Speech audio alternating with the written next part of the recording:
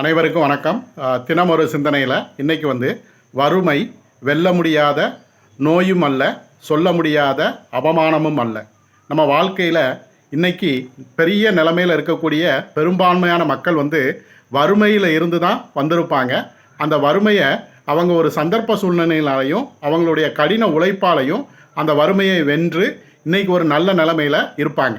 அதனால் நாம் வறுமை அப்படிங்கிறது ஏதோ நம்ம வாழ்க்கை முழுக்க அது இருக்கும், அதுதான் நம்மளுடைய கடைசி காலம் வரைக்கும் இருக்கும் அப்படின்னு நினச்சிக்கிட்டு நம்ம வாழாமல் அந்த வறுமையை வெற்றிகரமாக நம்ம போராடி வெற்றி பெற்று நம்ம வாழ்க்கையில் ஒரு நல்ல நிலைமைக்கு வரணும். அதனால் வறுமையில் இருக்கிறத பற்றி அவமானம் கிடையாது.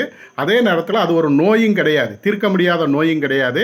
யார் வேணாலும் உழைத்தால், கடின உழைப்போடு இருந்தால் நிச்சயமாக வறுமையை வெற்றி கொள்ள முடியும். அது அவமானமும் அல்ல, அது தீர்க்க முடியாத நோயும் அல்ல அப்படிங்கிறத நம்ம புரிஞ்சுக்கணும். நன்றி.